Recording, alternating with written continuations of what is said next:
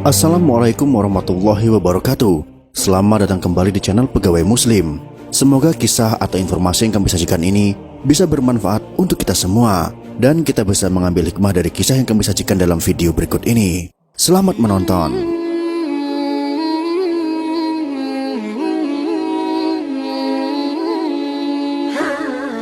Di daerah Mosul, Irak terdapat sebuah kampung bernama Ninawa yang penduduknya berpaling dari jalan Allah yang lurus dan malah menyembah patung dan berhala.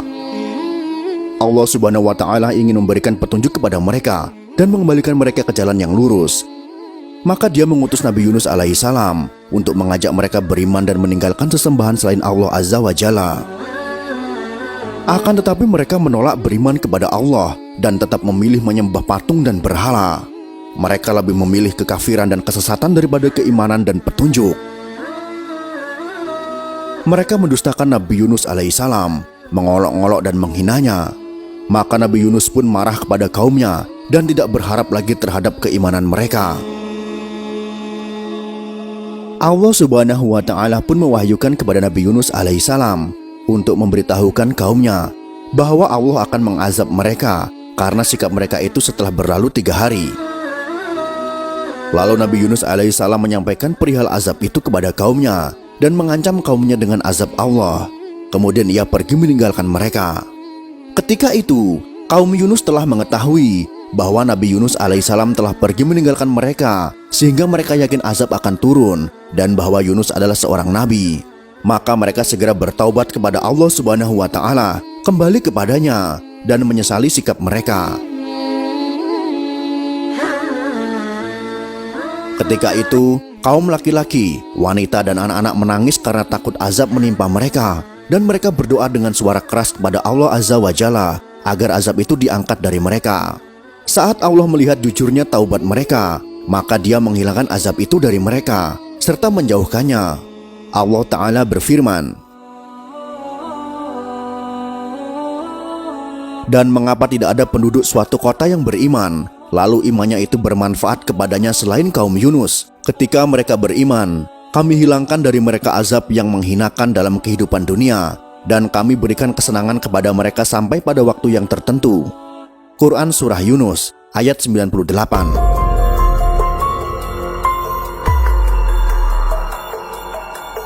Setelah peristiwa itu, Yunus tetap meninggalkan kampung kaumnya karena marah, padahal Allah belum mengizinkannya. Maka Yunus pergi ke tepi laut dan menaiki kapal. Pada saat Nabi Yunus alaihissalam berada di atas kapal, maka ombak laut menjadi dahsyat, angin menjadi kencang, dan membuat kapal menjadi oleng hingga hampir saja tenggelam. Oleh karena itu, kapal yang ditumpangi membawa barang-barang yang berat, lalu sebagiannya dilempar ke laut untuk meringankan beban kapal tersebut. Tetapi ternyata kapal itu tetap saja oleng dan hampir tenggelam. Maka para penumpangnya bermusyawarah untuk meringankan beban kapal dengan melempar seseorang ke laut. Maka mereka melakukan undian dan ternyata undian itu jatuh pada diri Yunus. Tetapi para penumpang yang ada di kapal tersebut tidak mau jika Yunus harus terjun ke laut. Maka undian pun diulang lagi dan ternyata jatuh kepada Yunus lagi. Hingga undian itu dilakukan sebanyak 3 kali dan hasilnya pun tetap sama. Maka Nabi Yunus alaihissalam pun bangkit dan melepas bajunya, kemudian melempar dirinya ke laut. Pada saat yang bersamaan, Allah telah mengirimkan ikan besar kepadanya dan mengilhamkan kepada ikan tersebut untuk menelan Yunus dengan tidak merobek dagingnya atau mematahkan tulangnya. Maka ikan itu pun melakukannya atas perintah Allah. Ia menelan Nabi Yunus ke dalam perutnya tanpa mematahkan tulang dan merobek dagingnya. Dan Nabi Yunus alaihissalam pun tinggal di perut ikan itu dalam beberapa waktu dan dibawa mengarungi lautan oleh ikan itu. Ketika Yunus mendengar ucapan tasbih dari kerikil di bawah laut, maka di kegelapan itu Yunus berdoa, "Tidak ada Tuhan yang berhak disembah selain Engkau, Maha Suci Engkau. Sesungguhnya aku termasuk orang-orang yang zolim." Nabi Yunus alaihissalam berada dalam 3 kegelapan, yaitu kegelapan perut ikan, kegelapan lautan, dan kegelapan malam. Hal ini sebagaimana yang difirmankan Allah Ta'ala.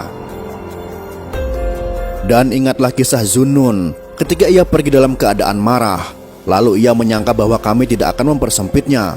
Maka ia menyeru dalam keadaan yang sangat gelap, bahwa tidak ada Tuhan yang berhak disembah selain Engkau, Maha Suci Engkau, Sesungguhnya aku termasuk orang-orang yang zalim, maka kami telah memperkenankan doanya dan menyelamatkannya daripada kedukaan, dan demikianlah kami selamatkan orang-orang yang beriman. Quran Surah Al-Anbiya ayat 87-88. Para ulama berselisih tentang berapa lama Nabi Yunus tinggal di dalam perut ikan. Menurut Qatadah 3 hari, menurut Abu Ja'far As-Siddiq 7 hari, sedangkan menurut Abu Malik 40 hari. Mujahid berkata dari Asy-Sya'bi, ia ditelan di waktu duha dan dimuntahkan di waktu sore.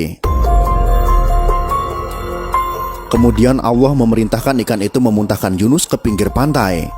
Lalu Allah tumbuhkan di sana sebuah pohon sejenis labu yang dapat menaungi Nabi Yunus alaihissalam dan menjaganya dari panas terik matahari.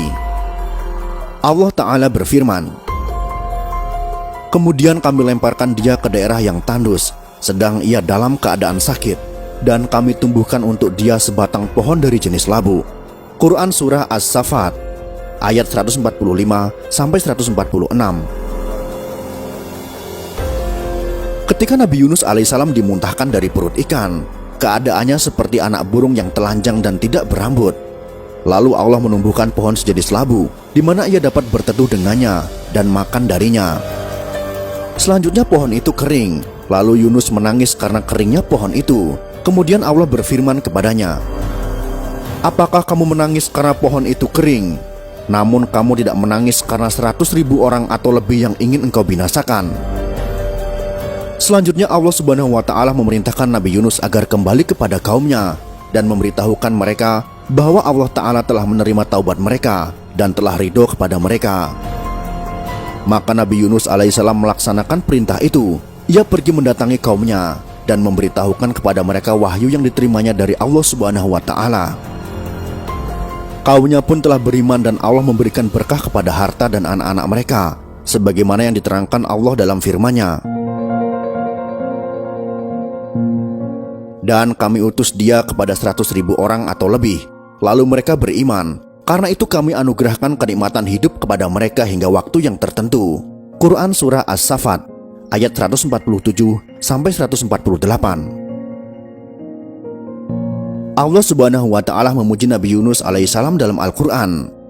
Allah Ta'ala berfirman, dan Ismail, Al-Yasa, Yunus dan Lut, masing-masing kami lebihkan derajatnya di atas umat di masanya.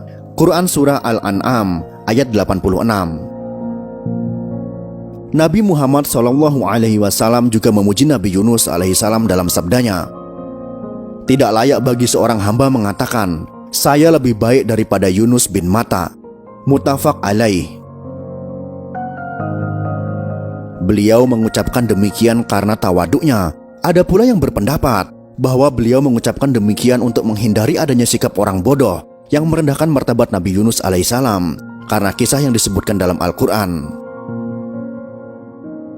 Dan tentang doa Nabi Yunus alaihissalam, Rasulullah SAW bersabda, doa Zunun ketika di perut ikan adalah, tidak ada Tuhan yang berhak disembah selain Engkau. Sesungguhnya aku termasuk orang-orang yang zalim. Sesungguhnya tidak seorang muslim pun yang berdoa dengannya dalam suatu masalah, melainkan Allah akan mengabulkan doanya. Hadis riwayat Tirmizi dan disahihkan oleh Syekh Al-Albani. Semoga kisah tentang Nabi Yunus ini bisa memberikan nasihat kepada admin pribadi dan seluruh pecinta pegawai muslim. Wallahu alam bisawab.